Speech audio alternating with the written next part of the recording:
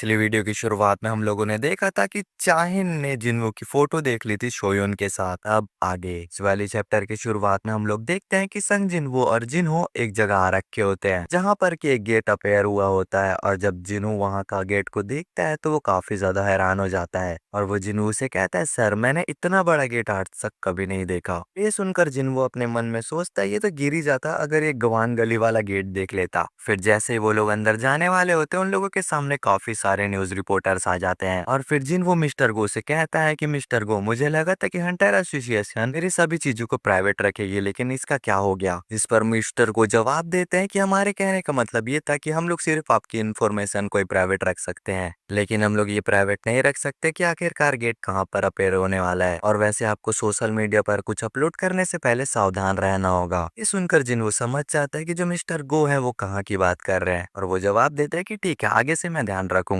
इधर साइड से जिन्हो भी जिन्वू से कहता है कि सर क्या आपको नहीं लगता कि हमें हाउलिंग टीम और माइनिंग टीम को कांटेक्ट कर लेना चाहिए, कि मुझे ऐसा लगता है कि मैं यहाँ पर सारा का सारा काम अकेले नहीं संभाल पाऊंगा। पर जिन्वू जवाब देता है कि अरे भाई, तो चिंता क्यों कर रहा है, मेरे शैडो सोल्जर्स कब काम आएंगे। इधर हम लोग दूसरी तरफ मिस्टर वू को देखते हैं जो कि जिन्वू के शैडो सोल्जर्स की माना को कैलकुलेट कर रहे होते हैं और वहां पर सभी शैडो सोल्जर्स की रैंक ए रैंक से ऊपर होती है। ये देखकर वो समझ जाते हैं कि यहाँ पर जितने भी लोग हैं वो सभी के सभी ए रैंक के गेट के जाने के लिए क्वालिफाइड हैं। और फिर हम लोग देखते हैं कि वो भी अपने कपड़े चेंज कर लेते हैं, जो देखकर जिन्हो और जिन्हो दोनों को ही कुछ समझ नहीं आ रहा होता है। और अब मिस्टर वू ने अपनी शील्ड पहन चुकी है और अब वो कहते हैं, एयरमैन ने मुझे ये ऑर्डर दिया है कि मैं तुम्हारे रेट को ऑब्जर्व करूं और पता लगाऊं कि क्या ये रियली में एक सेफ आइडिया है। बट उन्हें ना इस चीज से कोई भी प्रॉब्लम नहीं होती है। इसके बाद हमें थोड़ी देर बाद का सीन दिखाया जाता है जहाँ पर हम मिस्टर वू को देखते हैं जो कि काफी ज्यादा चौंके हुए होते हैं, क्योंकि वो देखते हैं कि जिन्वू का जो काम है वो सभी के सभी उसके शैडो सोल्जर्स कर रहे हैं। इसी दौरान हम लोग विग्रिस के फाइट को देखते हैं जहाँ पर वो अपने एक ही स्लैश में काफी सारे मॉन्स्टर्स को डिफीट कर रहा होता है। ये देखकर मिस्टर वू सोचते हैं, क्या ये सच में एक ए रैंक का है? नहीं, शायद ही उससे ऊपर का है। क्या मैं इससे जीत भी पाऊंगा अगर मैं इससे 1v1 की फाइट करता हूँ? फिर हमें एक एंड को दिखाया जाता है जो कि एक बीस्ट के कॉर्प्स को खा रहा होता है, जो चीज ना जिन्वू देख लेता है। फिर वो अपने एंड पर ही काफी ज्यादा तगड़ा लात मार देता है और वो कहता है, मैंने तुम्हें कितनी बार बताया है कि इन बीस्ट के कॉर्प्स को मत खाया करो, क्या तुम्हें आइडिया भी है कि ये कितने ज्यादा वैल्यूबल हैं? अब बंदा अपने दूसरे बीस्ट को ऑर्डर देता है काम पर लगे रहने के लिए। जब मिस्टर वो ये सब चीजें देखते हैं तो वो सोचते हैं कि वो कैपेबल है एक ए रैंक डंजन को क्लियर करने के लिए, पर ये कोई वन मैन स्ट्राइक स्क्वाड नहीं है।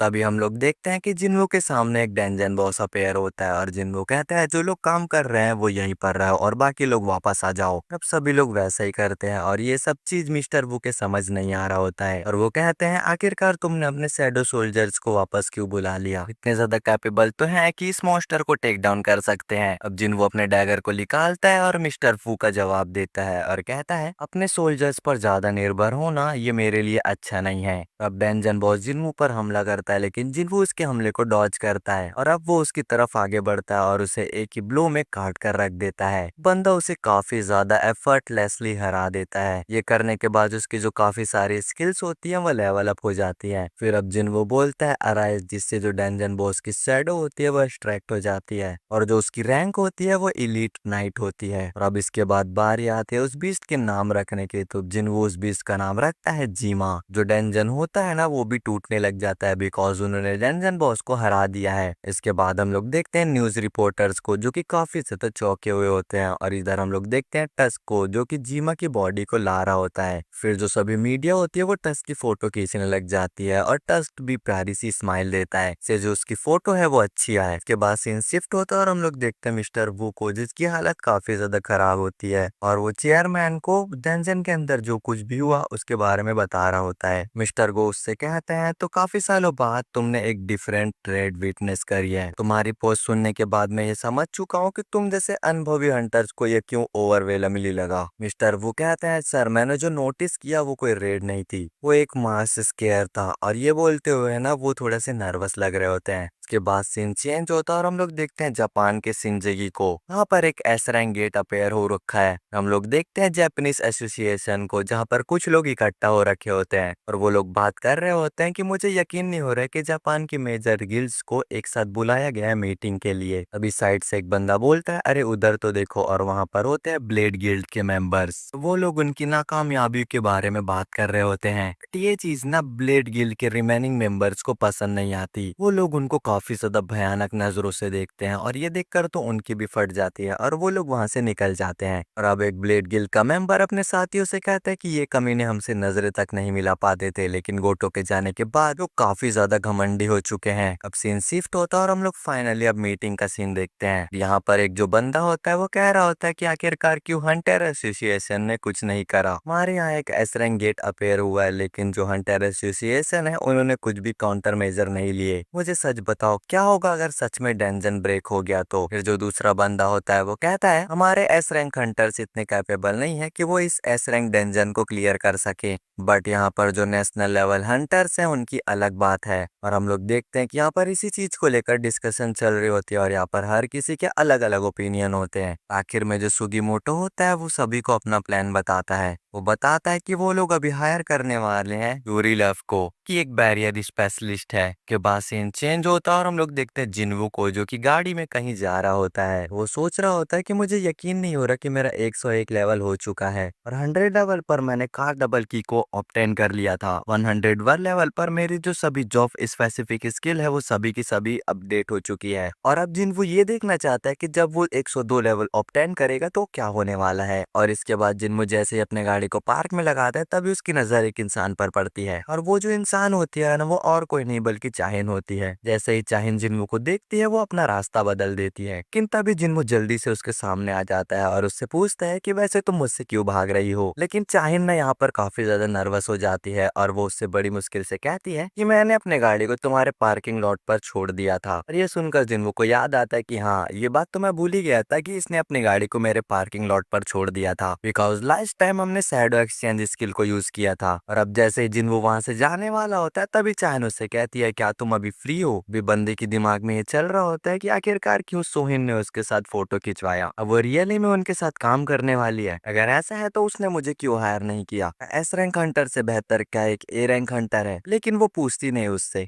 और वो बोलती है कि जो माइंड थे वो चाहते थे कि मैं तुम्हें वो मैसेज पहुंचा सकूं अबाउट योर पावर्स। और ये सुनकर ना बंदा काफी ज्यादा सरप्राइज हो जाता है और वो उससे कहता है कि एक सेकंड, हम इस बारे में ऊपर चलकर बात करते हैं। और इसके बाद सीन शिफ्ट होता है और हम लोग गिल्ड के अंदर का सीन देखते हैं, जहाँ पर चाहिन जिन्वू से पूछती है कि आज यहाँ पर कोई क्यों नहीं है। जिन्वू कहता है कि जो वाइस गिल्ड मास्टर है वो किसी काम से बाहर जा रखे हुए हैं। और ये सुनकर जो चाहिन होती है वो काफी ज्यादा नर्वस हो रही होती है, क्योंकि गिल्ड के अंदर अभी बस वो दो ही लोग हैं। लेकिन जिन्वू को इससे घंटा फर्क नहीं पड़ता और वो चाहिन से पूछता है कि बताओ माइन ने कैसे मेरे लिए मैसेज छोड़ा है। फिर चाहिन बताती है कि उस दिन मैंने एक वॉइस सुनी थी। और फिर हम लोग पास्ट का सीन देखते हैं, जहाँ पर माइन ने चाहिन का हाथ पकड़ा हुआ होता है और वो कहता है कि संग जिन्वू को बता देना कि जो उसकी पावर्स हैं वो उससे बच कर रहे। किसी ने मुझे कभी ना खत्म होने वाले डार्कनेस से खींचा है, लेकिन मैं वो नहीं हूँ अभी जो मैं पहले था। मैं अभी भी सेंसेस में हूँ, लेकिन मेरी जो कॉन्सियसनेस है वो अभी भी उसके साथ जुड़ी हुई है। जो अभी ऐसा फील हो रहा है कि मैं उसका सर्वेंट बन जाऊं और उसके रिवाइव होने के बाद मैं उसी को ही सर्व करता रहूं। लेकिन इस पार्ट का सबसे डरावना चीज ये है कि मुझे उसे सर्व कर कर अच्छा लग रहा है। फिर चाहिन पूछती है कि आखिरकार इसका क्या मतलब है। माइन जवाब देता है कि जो उसकी पावर्स है वो इनक्रेडिबली स्ट्रॉन्ग और फाइनिंग है और ये बात तुम उसे बता देना। और इसी के साथ हम लोग अब प्रेजेंट में आते हैं, जहाँ पर जिन्वू एक डंजन में होता है और उसके जो बाकी शैडो सोल्जर्स होते हैं वो बाकी मॉन्स्टर्स को हंट कर रहे होते हैं। और इधर जिन्वू अपने मन में सोच रहा होता है कि मुझे अपने पावर्स का सोर्स का पता लगाना होगा और ये स्ट्रॉन्गेस्ट हंटर बनने से ज्यादा जरूरी है। हम लोग देखते हैं इधर जिन्वू के साथ जिन्वू भी आया हुआ था और फिर वो उससे उसकी बहन के बारे में पूछता है। जिन्वू उसको जवाब देता है कि डॉक्टर ने कहा है कि अभी उसे रेस्ट की जरूरत है और मेरा जो रिकवरी सोल्जर है वो उसकी देखरेख में है, तो इसलिए वो अभी सेफ है। लेकिन वो एक बार चेक करने के लिए अपने शैडो प्रिजर्वेशन स्किल का यूज करता है और वो देखता है कि जो बीरू है वो चाहिन का ध्यान रख रहा है, इवन वो टीवी भी देख रहा है। और इसी दौरान वो एक बार अपनी मॉम पर भी नजर मारता है और बाइक और जॉब पर भी। लेकिन तभी जिन्हों चाइन पर भी नजर मारता है जो कि अभी बाथटब में होती है, लेकिन बीच में जो जिन्हों होता है वो उसका ध्यान भटका देता है और अब जिन्हों काफी ज्यादा शर्मा जाता है और फिर जिन्हों ब्लशिंग करते हुए अपने मन में सोचता है कि मुझे इस चीज के लिए उससे माफी मांगनी होगी और इसीलिए मैं उसके लिए डिनर खरीद कर ले जाऊंगा। और फिर तभी साइड से जिन्हों बोलता है, सर क्या आपने ये न्यूज सुनी है कि जापान के सिंजू के अंदर एक एस रैंक गेट अपेयर हुआ है और अगर उसे 3 दिन के अंदर क्लियर नहीं किया गया तो जो डंजन है वो ब्रेक हो जाएगा और इसीलिए जो जापानीज एसोसिएशन है वो all over the world hunters को कांटेक्ट कर रही है। तो जिन्हों पूछता है कि क्या उन्होंने आपको भी कांटेक्ट किया था। जिन्हों कहता है कि हाँ उन्होंने मुझे भी कांटेक्ट किया था, लेकिन मुझे अभी लगता है कि ये सब खत्म होता है क्योंकि मुझे उस वक्त और भी काम है। उसके बाद हम लोग देखते हैं कि जिन्हों के सामने एक नोटिफिकेशन अपेयर हो रखा होता है कि जो कार्जन टेम्पल वाला गेट है वो 26 आवर 51 मिनट बाद खुलेगा। उसके बाद सीन चेंज होता है और हम लोग एक पैलेस को देखते हैं जो कि यूरी ऑफ लव का होता है और वो किसी को कह रहा होता है कि मेरा नाम यूरी ऑफ लव है और जैसा कि तुम लोग जानते हो कि मैं इस दुनिया का बेस्ट प्रोटोटाइप हंटर हूँ। और पहले तो उनके बीच एक हेटेड कन्वर्सेशन चल रही होती है,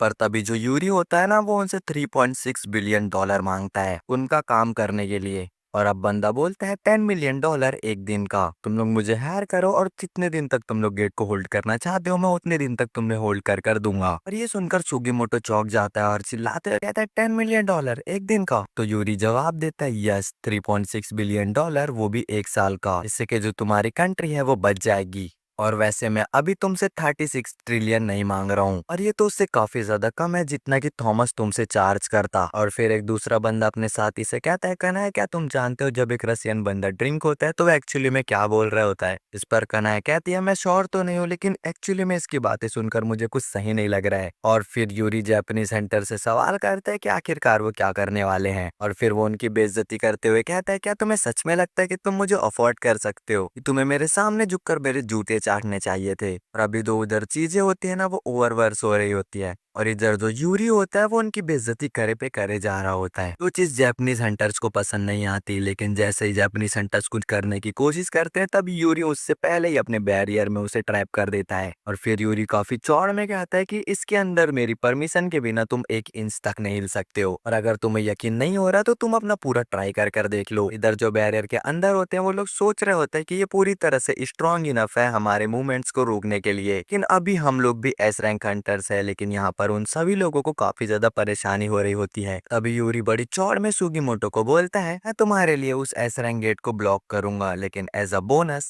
तुम अपने बडीज की लाइफ भी बचा लो। और ये सुनकर तुम्हें कैसा लग रहा है, क्या ये इंटरेस्टिंग साउंड कर रहा है या फिर नहीं। तब यहाँ पर सुगीमोटो भी समझ जाता है कि वो यूरी के साथ कुछ भी फालतू नहीं बोल सकता है और फिर वो बड़े रिस्पेक्ट के साथ उसे कहता है कि मैं श्योर नहीं हूँ कि आपने जो प्राइस मांगी है उसके साथ हमारी गवर्नमेंट एग्री करेगी या फिर नहीं, इसीलिए मुझे अपनी गवर्नमेंट को कॉल करना होगा। और अब ये हमें बाद में पता चलने वाला है कि जो जापानीज एसोसिएशन की गवर्नमेंट है उन्होंने यूरी को हायर किया है या फिर नहीं। इसके बाद सीन चेंज होता है और हम लोग देखते हैं जिन्वो के घर को जहाँ पर जिन्वो कहीं जाने के लिए तैयार हो रहा होता है, लेकिन तभी जिन्वो की माँ मुझे पीछे से कहती है जिन्वो क्या मुझे अब तुम्हारी चिंता करने की जरूरत नहीं है। तो जिन्वो उनसे हंसते हुए कहता है ऑफ कोर्स नॉट, बस मेरी एक अपॉइंटमेंट है। जैसे ही जिन्वो घर के बाहर निकलता है वैसे ही गार्डन टेम्पल का टाइमिंग भी खत्म हो जाता है और अब उसे फाइनली पता चल जाता है कि उसे कौन से गेट पर जाना है। फिर हम लोग जिना के स्कूल का सीन देखते हैं जो कि पूरी तरह से तबाह हो रखा है और उसी के पास ही ना एक गेट भी अपेयर हो रखा होता है और अब जिन्वो भी उधर आता है और सीधे गेट के अंदर एंटर कर जाता है। और फिर सीन चेंज होता है और हम लोग देखते गेट के अंदर का सीन जहाँ पर एक और गेट अपेयर हो रखा होता है और वहां पर पहले से ही कुछ हंटर्स मौजूद होते हैं, लेकिन उन्हें ये समझ नहीं आ रहा होता है कि उस गेट को वो लोग कैसे ओपन करें। लेकिन तभी उनके पीछे अचानक से जिन्वो आ जाता है और वो उनसे कहता है कि ये एक ट्रैप है, जो सुनकर वहां पर सभी जितने भी लोग खड़े होते हैं सरप्राइज हो जाते हैं और वो जिन्वो से कहते हैं अबे तू है कौन। तो जिन्वो उनसे कहता है यहाँ पर कोई डबल डंजन का सर्वाइवल है, लेकिन ये बात ना उन बेवकूफों को समझ नहीं आती। लेकिन वहां पर एक थोड़ा बहुत दिमाग वाला बंदा होता है जो कि समझ जाता है कि ये जो बंदा है वो और कोई नहीं बल्कि संग जिन्वो है। अब जिन्वो उन्हें समझाता है कि इस दरवाजे के आगे काफी भयानक चीजें हैं तो उसे मैं संभालता हूँ, तुम लोग पीछे चले जाओ। और अब ऐसा बोलकर जिन्वो दरवाजे के सामने आ जाता है, लेकिन जब वो देखता है कि दरवाजा लॉक है तो वो गार्डन टेम्पल का की निकाल कर उस दरवाजे को खोल देता है। जो चीज देखकर वहां पर जितने भी लोग होते हैं वो सभी चौंक जाते हैं,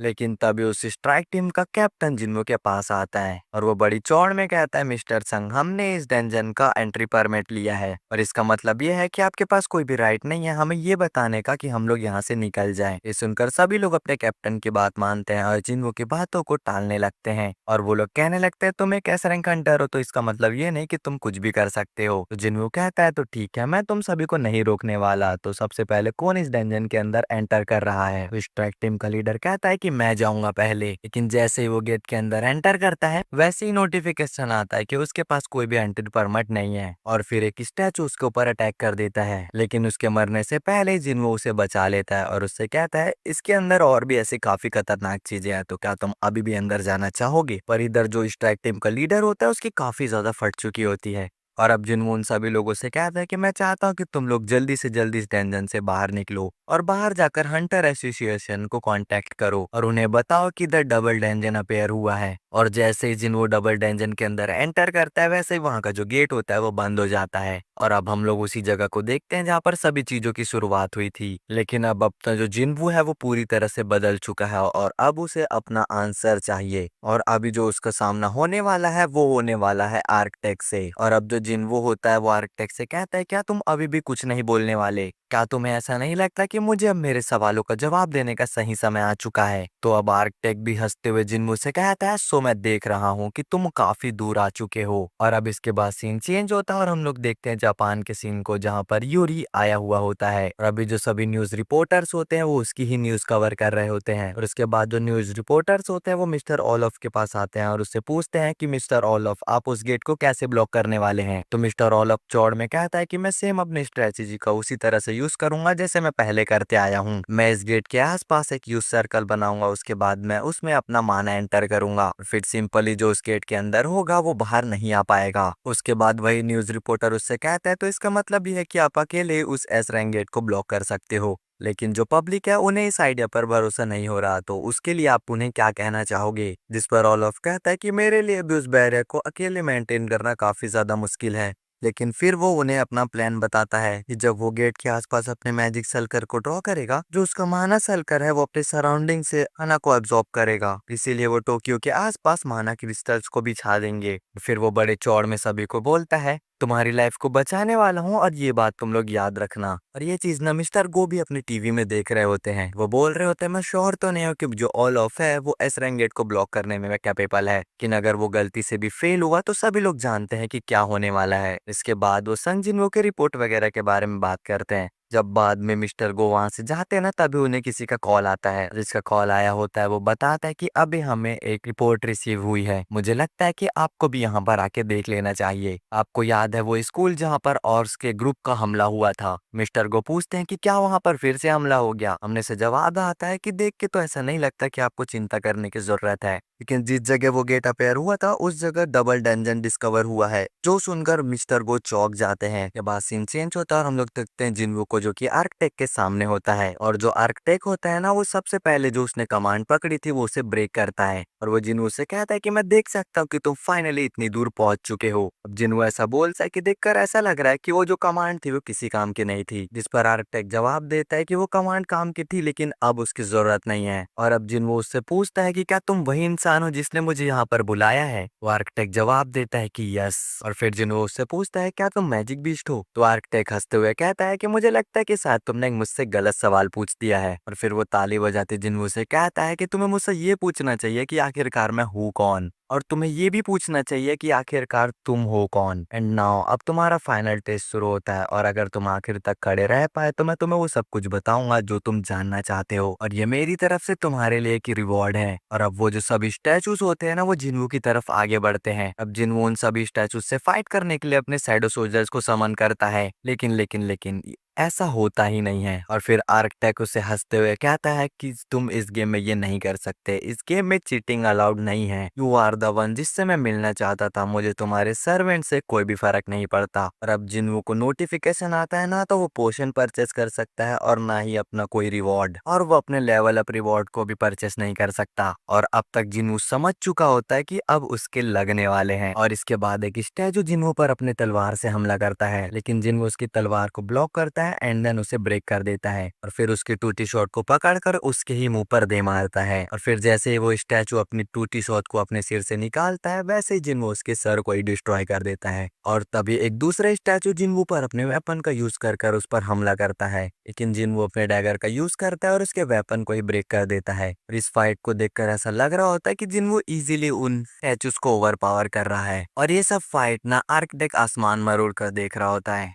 वो जिन्वो को बोलता है तुमने अपनी ह्यूमन बॉडी में काफी कुछ अचीव कर लिया, सच में काफी ज्यादा इम्प्रेस हुआ तुम्हारी इतनी ज्यादा ग्रोथ देखकर। दूसरी तरफ हम लोग जिन्वो को देखते हैं जो कि एक साथ कई सारे स्टैचूज को हैंडल कर रहा होता है। ये देखकर अपने मन में सोच रहा होता है कि जो स्टैचूज है वो पहले की तरह टेलीपोर्ट कर रहे हैं। यह हर एक स्टैचू ताकतवर है लेकिन इस बार मैं कर सकता हूँ। और अब जो आर्कटैक है वो जिन्वो से कहता है तुम्हारी जो ग्रोथ है वो इम्प्रेसिव है लेकिन ये जो टेस्ट है वो जल्द ही खत्म होने वाला है। और फाइट के दौरान ही ना जिन्वो को कुछ सेंस होता है और वो देखता है कि जो गॉड स्टैचू है वो भी मैदान में उतर चुकी है। और अब आखिर में जो आर्कटैक होता है वो जिन्वो से कहता है नाउ अब समय आ चुका है गॉड को वर्शिप करने का। और इसी के साथ जो अपना एपिसोड है वो खत्म हो जाता है। तो अगर वीडियो पहना है तो चैनल को सब्सक्राइब और वीडियो को लाइक कर देना। मिलते हैं नेक्स्ट वीडियो में, तब तक के लिए bye bye, take care, Tata.